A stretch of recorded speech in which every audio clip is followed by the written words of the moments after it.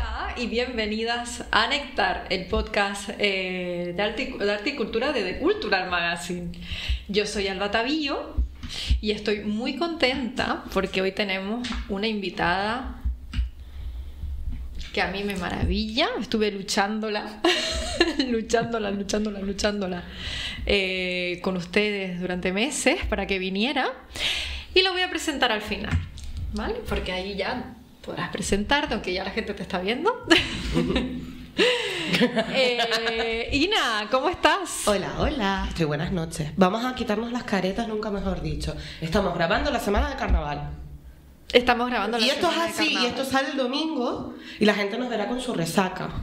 Pero está siendo dura esta semana. Sí. O sea, ya no somos crías que, ay, carnaval, no, es que hay que trabajar también. Y hacer cosas. Ya. Y entrenar. Sí. Y estudiar. Y es duro eso. Y menstruar. Y menstruar. La vida adulta, una estafa. No me gusta nada. Katia. Total, Oli, pues yo en la sintonía de Ina, no, fatal, hay que hacer una tesis, entonces todo el mundo le digo lo mismo, que sí, que estás haciendo una tesis, ya todo el mundo se enteró, pero bueno, yo lo voy a decir de todas formas. ¿Cuál es Porque el estoy nombre haciendo de una tu tesis. Uy, es así, siempre me olvido. La memoria heredada. Genealogías de la migración en poéticas argentinas del siglo XXI. Qué bonito, por favor.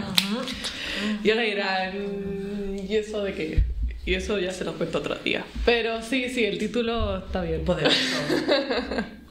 Pues le damos la bienvenida a la invitada, Javier Arocena. ¡Oli! ¿Cómo Bien. te encuentras? Bien, aquí callada para no chafarte la sorpresa. Me encanta jugar a que nadie sabe que viene, ¿no? Cuando sale en el título. Gran juego. Eso es fantástico. Javi, preséntate. Cuéntanos, ¿qué haces? ¿A qué te dedicas? ¿Proyectos? Cuéntanos un poquito. Uy, eso son un montón de cosas. ¿Tienen tanto tiempo? Para ti todo, eso que quieras. Bueno, pues yo soy Javier Arocena, soy artista. Sí, artista. Y a partir de ahí soy muchas cosas. Sí, tengo mi propio proyecto junto a Gino Senesi, que es mi pareja en la vida, en la cama y en el estudio. Uy, yo quiero hablar de eso. Y un divino, aparte, besito.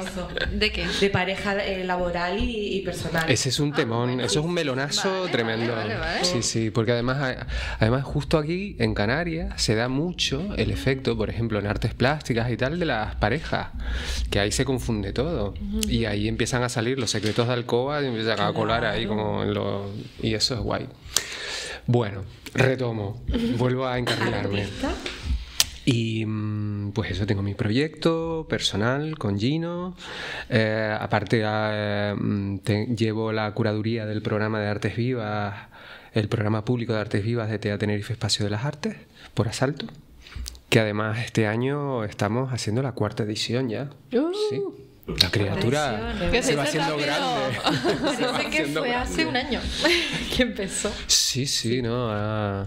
No, han pasado cosas, además cosas muy, muy guays, muy interesantes y creo que sí, merece la pena a veces echar la vista atrás y ver un poco todo lo que ha pasado por ahí, porque ha habido monstruas tremendas y gente muy guay, y gente muy, muy interesante con unas propuestas muy radicales y muy necesarias también. Si tuvieras que quedarte con una propuesta de todas las que han pasado por asalto, No puedo. Es imposible. No puedo, no puedo porque al final la curaduría no deja de ser entablar un vínculo, ¿no? Trabajar con esas artistas en crear como una línea discursiva. Entonces hay un diálogo real, directo, súper nutritivo y constante. Entonces, claro, ahí cada vez que te encuentras con un artista es como que se entabla una relación muy personal y claro, tú te metes ahí hasta el fondo. Entonces no podría elegir una... Sí, yo qué sé. No podría elegir una concreto. No, después, yo qué sé, si recurres a la memoria, siempre hay algunas que te quedan más presentes, ¿no? O lo típico de las anécdotas, los traumas, los problemas, las cosas que fueron súper bien, ¿sabes? De repente, una que tuvo una súper convocatoria que nadie esperaba, una que de repente vinieron 10 personas. Ese tipo de cosas, pues sí te podría decir más casos, pero por elegir una con la que yo resuene más, algo así, en realidad con todas, porque eso responden a lo que yo también deseo un poco compartir. Primero, mi deseo de acercarme a ese artista, de encontrarme físicamente con esa persona, de entablar un diálogo, compartir herramientas, vivencias, porque además me gusta mucho cuando la cosa no se va por un lugar como muy sesudo y muy complejo, sino que se empieza a mezclar todo, se mezcla la vida. Claro. Entonces, claro, las conversaciones van como yendo por derroteros muy variados. Claro. Sí. Y además, ay, perdona, Ina. Además, tú al tú seleccionar al artista, traerlo, trabajar el espacio con ellos, dialogar, pues al final esas piecitas también acaban siendo una parte también tuyas, ¿no? Entonces es un poco difícil porque al final pues te involucras tanto y estás tan dentro que son un poco de ellos, mucho de ellos y un poco tuyas, ¿no? Sí, ahí sobre todo la cuestión de los espacios. Muchos son trabajos. No, iba a decir preexistentes, pero no, la gran mayoría son procesos, porque además esa es una de las cosas en la que yo creo que ponemos mucho el foco, en lo procesual. Me interesa mucho mover los procesos, ¿no? ¿Qué es lo que sucede en ese espacio entre la formalización de la pieza y el origen, ¿no? ¿Qué pasa ahí en medio? Que yo creo que es donde está la chicha, porque ahí es donde el artista muchas veces se pierde, se cuestiona, merodea, va para arriba, para abajo, para adelante, para atrás, y ahí es donde empiezan a surgir un montón de informaciones que son las que luego van a estar ahí contenidas, pero que luego, a las que luego por una cuestión formal pues tienes que revestir de una serie de capas o de algunas formas concretas, ¿no? Depende del espacio, depende de muchas cuestiones, de muchas variables. Pero en ese momento procesual hay como una frescura y una libertad que es un poco lo que nos interesa. Y es desde ese lugar desde el que yo me vinculo con estas artistas, ¿no? Porque son trabajos que están a veces en estado un poco germinal o en estado de desarrollo. Entonces, claro, ¿cómo traer un trabajo que a lo mejor está siendo concebido para un espacio escénico convencional y meterlo en un espacio que no voy a decir el cubo blanco, porque no es siempre un cubo blanco? Yo creo que todo el edificio, en este caso estamos hablando de la arquitectura de TEA, ¿no? Y yo creo que todo es performable, o debería serlo. Entonces hacemos también como un estudio espacial para entender ese trabajo, dónde debe ser inscrito, dónde debe ubicarse para pues un poco forzar o indicar o guiar, más que forzar, sí, vamos a ser más amables, como indicar, invitar a que las personas visitantes, el público, espectador, pues vea esos trabajos desde esos lugares que proponemos. Ina, ¿tú querías decir algo? Hipnotizada. Sí. La carta del arcano del mago jugando. Estoy hipnotizadísima. Yo te quería preguntar, casi todas las personas que trabajamos en la cultura, en el arte, sea con investigación, sea en comisariado, en gestión cultural, llegamos a obsesionarnos de manera buena y mala, de levantarte a mitad de noche a escribir algo, de estar con tu pareja tomando algo y parar porque tu mente está rucu. ¿Tú gestionas bien esa obsesión? ¿O se te va en el momento de gran catarsis y no puedes controlarla? ¿Y lo disfrutas o te pone con ansiedad? No siempre lo puedo controlar, pero lo disfruto mucho. Lo disfruto mucho y además, bueno, yo me considero una persona bastante calmada. O sea, como con un talante así bastante calmado, a pesar de que tengo bueno, yo soy como el padre Teide, nieve en el semblante y fuego en el corazón. ¡Ay, qué bonito! ¡Qué maravilla! Pero siempre intento pues sobre todo a nivel profesional intento que haya como un buen ambiente de trabajo, como mucho talante, no sé qué. Pero de repente hay esos momentos en los que te asalta como la idea o el algo, ¿no? O algo que te habla. Esas cositas que de repente te empiezan a hablar y tú dices... Y claro, te atraviesan y empiezan a salir por la boca. Y ves que hay algo que va como creciendo. Y eso es muy bonito cuando pasa. Eso pasa con las artistas, por ejemplo, ¿no?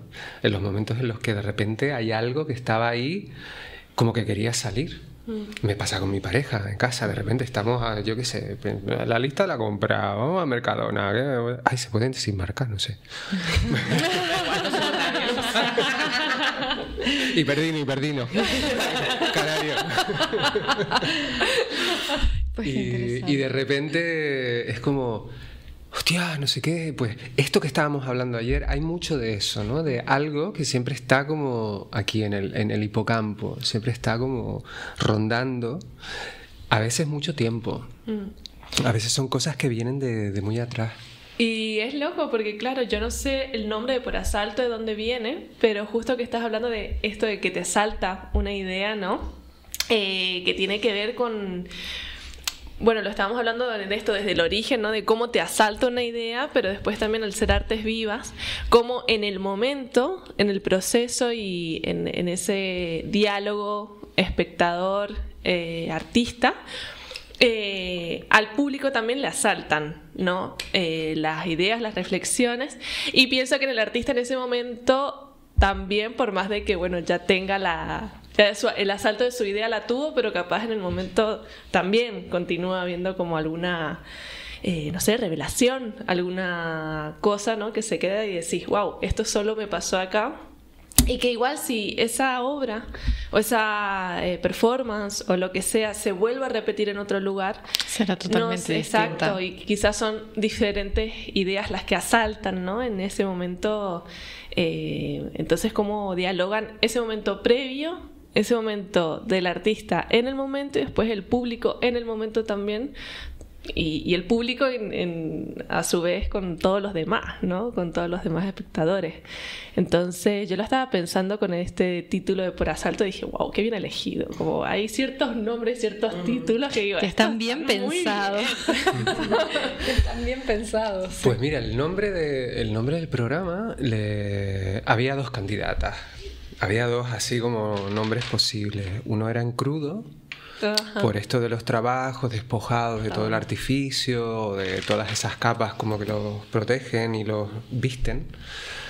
Y por asalto. Por asalto a mí me gustaba mucho porque justamente jugábamos a esas muchas significancias posibles, ¿no? Estaba la cuestión de asaltar un espacio, de la toma real de un espacio, porque sentíamos que había como bueno, sentíamos, no, lo había real.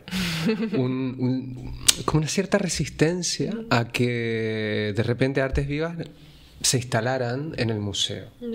O más que instalarse, sucedieran, pasaran. Y claro, era como, pero si esto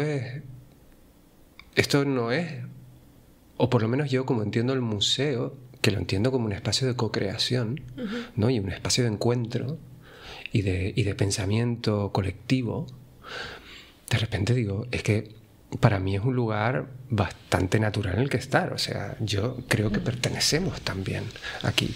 Entonces había como una idea de colarnos por las grietas, las rendijas, ¿sabes? Así tipo lagarta, media cucarachil, y de repente... ¡pum! Llegar allí, hacer la cosa y salir zumbando. Entonces esa era esa idea del asalto, pero también, como bien dices, el dejarte asaltar desde lo cerebral, lo emocional, por la experiencia, ¿no? Al final, las artes vivas lo que tienen es que son experiencias. Son experiencias, además, compartidas, que eso es lo bonito, ¿no? Que no, bueno, también pueden ser individuales, pero hay algo del estar todas juntas en ese momento mirando aquello que sucede y cada una haciendo su viaje, y luego te lo puedes contar o no, ¿sabes? Puede ser un viaje entre todas y siempre va a haber como distintos aspectos y tal. Esto que nombrabas ahora, ¿no? Del pensar en esos tiempos de de las cosas que suceden, el origen, el transcurso y el momento. Hace poquito estaba escuchando a Lola Hinojosa del Reina Sofía, que hablaba justamente, ella está haciendo todo un trabajo de investigación sobre las colecciones, de los fondos de colección de Reina Sofía y de cómo abordarlos desde un lugar vivo, ¿no? De cómo los procesos de muchas artistas, hay mucho de... Bueno, es que siempre está el cuerpo ahí. Entonces, cómo dar ese otro enfoque a las piezas de arte que a veces simplemente nos quedamos con la cuestión formal o como tienen ese aura tan poderosa que es como difícil ver otra cosa que no sea esa. Y aquí es como darle como un rodeíto, mirarlo así como tú. Y escuchaba a Lola que hablaba de tres tiempos, ¿no? Hablaba del origen, el proceso de creación, luego la activación y luego la reactivación, el futuro, ¿no? ¿Qué pasa con ese trabajo cuando se reactiva? Y eso es algo muy interesante que tienen las artes vivas, que es, claro, es una cuestión muy efímera. Esto sucede, se acaba. Y luego, como decía, esto va a otro espacio donde hay otras idiosincrasias, otras realidades. Y claro, se mueven otras cosas, más todo lo que nos rodea, ¿no? Todo lo que nos vemos, todo lo que nos habla, todo lo que nos toca, todo lo que suena, todo eso está ahí contenido. Entonces eso produce que la experiencia sea otra. Y eso me parece muy guay de las artes vivas y creo que es muy importante que estemos y sobre todo que podamos tener un diálogo mucho más horizontal. No una cuestión... A mí me preocupa, y esto a lo mejor va a ser un poco así, pero polémico, pero me preocupa cuando de repente las artes vivas son instrumentalizadas como elemento casi de decoración o de entretenimiento dentro de un museo, ¿no? Esta cosa de poner una bailarina o un bailarín delante de un cuadro a bailar, sin ninguna cuestión más que una cuestión estética. Sí, entonces claro, ahí hay eso, una instrumentalización de ambas cosas. Bueno, de todas las cosas, de la institución, de la pieza de arte y del cuerpo que está delante. Entonces a mí eso me preocupa. Yo creo que el diálogo va por otro lado, ¿no? Realmente tiene que haber ahí como una relación, una búsqueda de penetrar, de dejarse afectar, de afectar aquello. Y eso creo que es importante. Y esa es una misión que creo que las artes vivas cumplen muy fácil y directamente, por lo que yo creo que son necesarias en el museo. Y creo que además es posible una convivencia y un diálogo constante, nutritivo y sí. Total, pero lo loco es que nos dan miedo. O sea, decías antes, ¿no?, de esta reticencia del museo de meter, a no ser que sea instrumentalizado, de meter las artes vivas en el museo, ¿no? Y hay como... Entonces pienso en ese miedo de reticencia, pero bueno, detrás de la reticencia está como ese miedo de las artes vivas. Y me pregunto por qué, ¿no? Si es por lo imprevisible de las artes vivas, de lo que pueda llegar a pasar y cómo puede llegar a afectar la institución, o qué hay detrás de todo eso, ¿no? Porque da como cierto reparo, ya no solo a la institución, sino también a quien se acerca como espectador, ¿no? A ver ¿por qué somos tan cómodos, ¿no? ¿Por qué nos gusta tanto quedarnos con otra cosa? Si bien ante un cuadro, ¿no?, también podemos vernos sumamente afectadas y sumamente emocionadas y cambiadas por completo. Con un cuadro, con un libro, con lo que sea, ¿no? Pero hay algo en las artes vivas que es como imagen del museo, por supuesto, de qué entra y qué no. Sí, esa yo creo que es una cuestión de la modernidad, ¿no? Que marcó ese orden, ese ser excesivamente ordenada, y es como el teatro o lo vivo, las artes escénicas suceden en el teatro. Las obras de arte, las piezas de arte tienen que estar en el museo, y además el museo es un espacio de almacenamiento y de exhibición. Y digo, a ver, señora, ¿qué le dice? A ver, antigua. Estamos en el siglo XXI. Y yo creo que ahí nosotras tenemos esa misión un poco de sí, de lograr, a través de la experiencia, crear un encuentro, ¿no? De tocar, de convivir. Sí, creo que lo institucional, a través de esa mirada, y aquí me refiero al tema de los cuidados, tiene una cosa muy de autocuidado. Esta cosa de protegerse de todo lo que se supone que no pertenece a este sitio. Pero a ver, lo mejor que te puede pasar de repente es que algo se te cuele por ahí y ver cómo, ¿sabes? Flexibilizar en la... No estar mirando el riesgo siempre, ¿no? Esta cosa de ser excesivamente cauta y entender todo lo que viene de fuera como un peligro, ¿no? Esta cosa de la otredad, ¿no? El otro me asusta. Bueno, pero también te puede gustar un poquito, porque además esto te puede aportar mucho. Entonces yo creo que ahí las artes vivas sí tienen esa cosa de que crean o pueden crear dentro del museo, que se supone que es la institución que no tiene por qué acogerlas, aunque siempre han estado ahí. Siempre han estado, sí. Sí, porque además muchas de las artistas plásticas, es que somos un cuerpo. Y desde el cuerpo creamos. El cuerpo está en todo. Todas esas piezas se pueden leer desde el cuerpo que no está. Entonces, es como querer negar algo o querer invisibilizar algo que siempre ha estado ahí. Y tú que eres un artista internacional, España, quieras o no, es muy academicista, somos museos muy clásicos, tienen que estar así, tienen que tener un orden. ¿Fuera de España pasa lo mismo? ¿O crees que hay más cosas más disruptivas, más underground en otros museos de Europa o del mundo? A ver, en España yo creo que también están pasando muchas cosas y muy importantes. Y uno de los espacios donde están pasando cosas muy importantes, de hecho hay unos focos, o sea, es uno de los focos ahora mismo a nivel nacional, es TEA. O sea, ahí sí hay espacios que están trabajando desde esa otras formas posibles de entendernos como museo. Para eso, justamente, no ser solamente almacenes y expositores de exhibición. Entonces, yo creo que sí, que podemos también entendernos que estamos trabajando en esas búsquedas de... Sí. Luego fuera, evidentemente, hay instituciones y todas, yo creo que es importante que nos miremos todas unas a otras, esta cosa de copiar.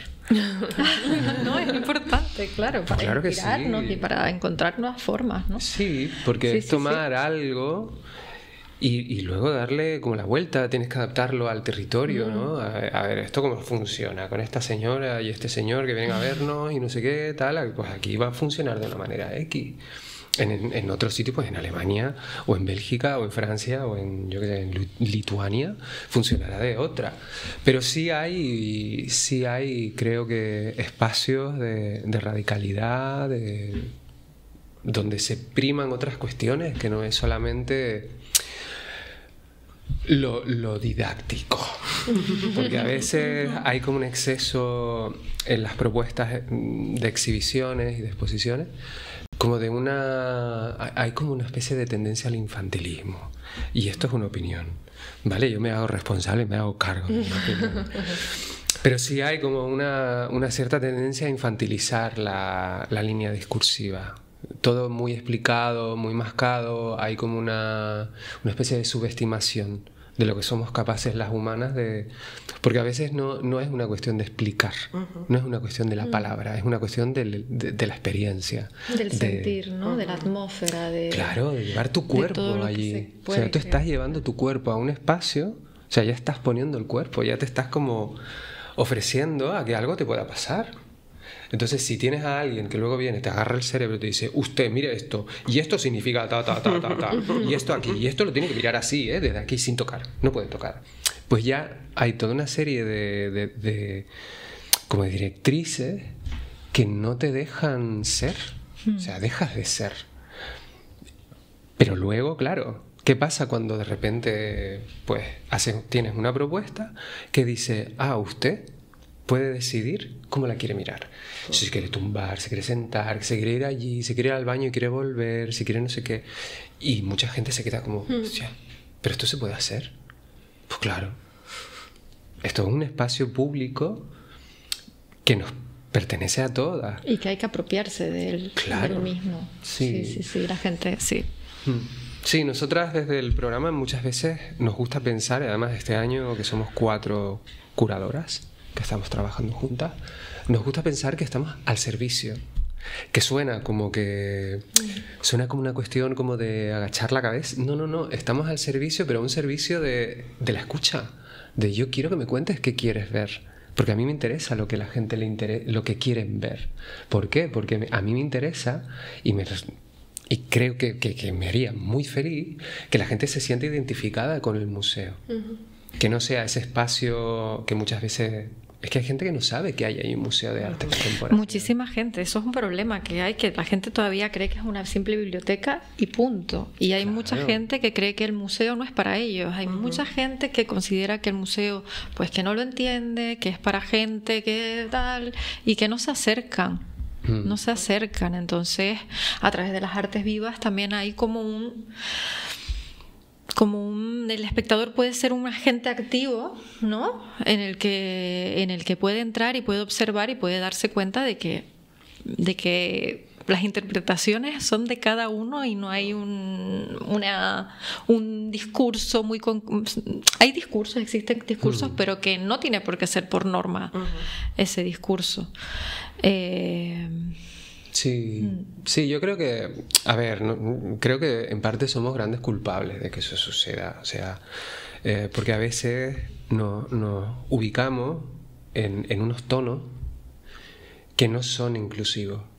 Exactamente. Son bastante exclusivos. Sí, es cierto. Entonces a veces también es una cuestión de revisar los tonos, de decir, vale, si yo quiero llegar a ti, no te puedo estar hablando en élfico porque no me vas a entender. A pesar de que mi élfico sea majestuoso, pero hay que bajar el tono, o más que bajar es modificarlo, porque de lo que se trata es de entenderse, ¿no? De comunicarse, de llegar a encontrarse de alguna manera. Entonces creo que tenemos desde los museos, sin perder la posibilidad de seguir desarrollando pensamiento crítico y de poder tener una forma más elevada tanto de pensamiento como de transmisión oral, el manejar distintos tonos, que realmente sea inclusivo, no que sea como ese espacio en el que me siento boba porque yo leo y me mareo. O sea, empiezo a leer como a veces los textos de Sala y llega un momento que digo, uy, qué horrible, no sé, esto es impenetrable. O sea, no puedo atravesar eso, no puedo ir más allá de lo que las palabras que veo. Sí. Cuando lo importante es que sean casi como portales que te abren acceso a esos espacios propios para habitarlos y para ir encontrando ahí y ir construyendo tu propio imaginario, revisándolo, construyéndolo, destruyéndolo. Chica. Sí, pero yo... no. O sea, me interesa mucho esa parte de los textos de Sala, porque, claro, en ocasiones esos textos de Sala, bueno, en ocasiones no, están para explicar algo, ¿no? Cuando te dan bueno, tiene un nombre, pero bueno, te lo dan en mano. El folleto de Sala. El panfleto. Que se supone que también es como una guía para decirte, bueno, esto es esto, la idea es tal cual, que uno diría, bueno, me voy a, como si no lo entiendo, si soy ajeno a esto, voy a mirar, voy a leer este texto, y sin embargo, a veces ese texto nos saca mucho más de la obra, pero porque a veces también se utilizan las mismas palabras como si fueran palabras de cajita de coser, que son las mismas y que creo que pecamos mucho de eso en la contemporaneidad. Sí, absolutamente. En el que tenemos los 5 keywords, ¿no? Los 5 conceptos claves que tienen que estar sí o sí para que sea considerado o mal considerado contemporáneo. Y claro, ha habido como una utilización máxima de esas 5 palabras que están en todos los museos, que están en todas las exhibiciones, y que al final de tanto usarlas, pues como pasa con todo, terminan por no decirnos nada. Y entonces eso pienso que nos vuelve impenetrable la obra porque decimos, vale, sí, yo ya debería conocer lo que significa esto y sin embargo, de tanto usarlo en tantas ocasiones distintas, pero y las usamos en el día a día capaz, pero después decimos, ¿qué estamos queriendo decir con esto? Al final nada, ¿no? Termina siendo como un texto hecho por IA, que suena muy bien, que está totalmente estructurado, pero ¿qué nos quedó después de ese texto? Poco, ¿no? Es que eso yo creo que además es un problema de la historia del arte. Las historiadoras del arte o la gente que hace el discurso de comisariado, al final, yo creo que lo he dicho otras veces, tenemos un enamoramiento a fuego lento. Vamos conociendo y conocemos a la obra y nos metemos más en la obra y qué bonito y la desarrollamos, una relación larga. Pero lo que yo valoro más, porque hay mucha gente que dice, es que si no soy historia de lo que hablamos, si no soy historia del arte, si no pertenezco a esa gente, a ese mundo, yo echo de menos tener el amor a primera vista. No conocer absolutamente nada de una obra y que me dé una hostia en la cara. Para mí eso es amor a primera vista y es lo más valioso que te puede dar el arte, y más dentro del gremio, que al final vamos súper estudiadas y ese rollo de tal, academicista, de no saber absolutamente nada y que te dé. Pero ojo, porque me ha pasado en otros museos que la obra tiene dos cartelitos, digamos, uno el explicativo se supone que para los adultos y después está el de niños. El de niños. Y el de niños me encanta, porque encima no es un niño infantil, que infantiliza, ¿no? Que te dice, sino que está súper bien pensado porque es a través de una pregunta. O sea, la explicación es a través de una pregunta. En este cuadro, o en esta, no sé qué, lo que sea, ¿qué sentí? Bueno, no sé, yo qué sé. Una pregunta, ¿no? Que no te lo está explicando como el de arriba, en realidad, el de adultos, que te está diciendo esto, tal, es blanco, significa no sé cuánto, no sé qué. Sino que es una pregunta súper facilita, pero que te permite realmente entrar en la obra. Porque, claro, a un niño, ¿cómo le vas a explicar todo lo que está arriba? Vamos a hacérselo más fácil. Y al final me quedo con el cartelito de las infancias. Sí, bueno, hay muchos museos que tienen... Que lo que proponen es esos discursos en dos tonos distintos. Un tono mucho más accesible y un tono un poco más complejo para quien también lo necesita, porque tampoco tenemos que... Porque si no, al final acabamos excluyendo de alguna manera. Y lo que nosotras, por ejemplo, planteamos es la incorporación de un tercer tono, que sea desde una visión desde el cuerpo, que al final, para la creación de pensamiento crítico, lo importante es tener opciones, ¿no? Tener tú la libertad, porque estamos hablando de libertades, que es poder elegir qué pensamiento, qué opinión quiero crear con todo esto, ¿no? Que es esta cosa de crear juntas, crear yo contigo. No, yo me monto aquí mi discurso, que es lo que yo vengo aquí a hablar de mi libro, y al final a ti no te cala nada, porque no lo entiendes. Esto que nombrabas antes de las 5 palabras, así como claves, ¿no? Hay algo que a mí me interesa mucho porque se podría definir los distintos periodos o los distintos momentos, ¿no? Con una serie de palabras, que también es guay porque hay una cuestión de... A veces suceden por consenso, suceden por necesidad. Otras veces son totalmente adoptadas. Alguien las nombra y todo dice, eso suena que te cagas. Te lo voy a robar, me voy a hacer una camiseta y todo. Y lo adoptan. Y ahí es cuando, en realidad, no entiendes muy bien qué significa ni cómo aplicarla. Hay veces que tú ves palabras que están metidas ahí como... La tengo que poner porque si no, no va a quedar como que soy lista. Y... A mí me gusta mucho jugar con el lenguaje. Yo creo que eso es algo que sí... No voy a decir que hay que recuperar, pues yo creo que está... Hay gente que nos gusta inventar palabras. Es que el lenguaje es una cosa fluida también. Es una cuestión de acuerdos, de necesidades, ¿no? De qué necesitamos para entendernos. Y si no encontramos la palabra, nos la inventamos. ¿No? Pero claro, luego viene la Real Academia de la Lengua Española y te dice, eso no existe. Bueno, no existe todavía de manera oficial, pero al final acaban siendo adaptadas, pero porque hay acuerdos. Así es como se construye lo popular, así se construye el folclore. No, y que si el hablante lo necesita, existe. Claro. Tenemos que ir terminando, chicas. se me ha hecho cortísimo, pero voy a terminar con una pregunta, y es si podemos pensar en el cuerpo como un archivo. Es que el cuerpo es un gran archivo. El cuerpo es un gran archivo. Es sí. un archivo de memoria, ¿no? Total. Sí, de memorias emocionales, afectivas, de memoria, o sea, de memoria experienciales. O sea, contiene muchas memorias. Yo, por ejemplo, en mi carrera como intérprete de danza, el otro día, en un ensayo, por ejemplo, uno de los compañeros planteó: ¿cuál es la primera, o sea, la pieza que bailaste hace más años de la que podrías ahora mismo representar, ejecutar? Y era como, hostia. Pero claro, de repente lo estábamos haciendo de cabeza. El cuerpo, de repente lo pones ahí, hace tu, y se mueve. Recuerda mucho más que tú. Entonces hay algo ahí como de lo que es la cabeza y lo que es el cuerpo, de quién controla a quién.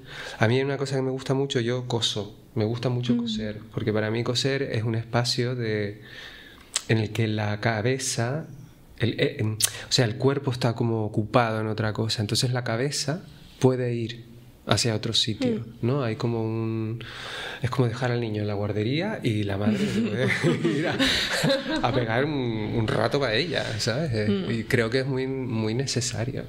Sí, yo creo que sí, que el cuerpo es un gran archivo, y creo que también es un lugar muy rico y nutritivo desde el que mirar, pero no solamente a nivel arte, sino el mundo. Hay muchas cosas que podemos entender desde lo corporal, ¿no? Incluso tenemos herencia, genealogías del corpóreo, ¿no? Hay muchos artistas que ahora están trabajando en archivos del gesto, identificando cuáles son los gestos que determinan una serie de momentos históricos o una serie de usos de una comunidad, ¿no? Los bailes folclóricos, por ejemplo, es una manifestación de eso. Algo que una comunidad decide que eso es lo que los define en ese momento concreto, y eso puede ir variando. Y eso acaba siendo contenido en los cuerpos. Luego está la oralidad, ¿no? La cuestión de la transmisión oral, que trabajas desde una memoria que muchas veces te sorprende lo atrás que puede viajar, ¿no? De repente es que contenemos muchísima información, mucha más de las que somos capaces de ser conscientes que tenemos, ¿sí? Maravilloso, chicas. Totalmente. ¿Qué decimos? No, Nos tenemos que ir. Claro. Javi, muchísimas gracias. Ha sido un placer escucharte. Totalmente. Pero un placer Totalmente. tremendo. Cuando quieras puedes volver. Podemos hacer parte 2, 3, 4, 5. Un vinito por allá. O echarnos un vinito y, Claro que sí. y seguir charlando, ¿Qué? porque ha sido... ¿Qué es lo próximo que podemos ver aquí en Tenerife de tu obra o dentro de TEA? Pues, que tú nos digas, vamos a ello. Ahora estamos terminando de cerrar la programación de este año. Pues como les comenté, este año somos 4 curadoras. Entonces hemos querido trabajar, hacer las lentejas a fuego muy lento, que es como quedan más ricas. Entonces hemos tomado el tiempo conscientemente para formalizar todo eso. Si todo va bien, en abril tendremos la siguiente... ¿Eso es ya? Sí. Eso es ya. Eso es ya. Tendremos el siguiente asalto. Sí. No quiero desvelar nombres todavía, porque Ahí estaremos nosotras. Qué para guay, verlo. estaremos, total. Sí, la idea es ir haciendo casi cada mes habrá algo. La idea es estar como constantemente allí, presente, generando esa familiaridad, esa posibilidad de encuentro. También para que después digan que en Canarias no hay nada, no se hace nada, no hay cultura, no hay nada. Sí, se hacen muchas cosas. Lo que pasa que... Sí. De hecho, creo que a veces son demasiadas, no hay público para tanta cosa. Total. En sí, a veces es una pena. Nos hemos encontrado con artistas que de repente le venían 10 personas. Ya. Que tú dices, uff, ¿cómo sostenemos esto? Pero bueno, es así. No, es así. Pero bueno, que no se corte, que la cosa no pare, que nadie, no nos escuchen. Nos gusta que pasen muchas cosas. Pues muchas gracias de nuevo. ¿Cómo lo has Gracias a pasado? ustedes. ¿Bien? ¿Has estado Yo muy cómodo? bien, sí. Qué bueno. Así que ya estoy esperando la parte 2. El retorno, volveré. Pues chao. Muchas gracias, chicas, también. Gracias. Gracias, chao.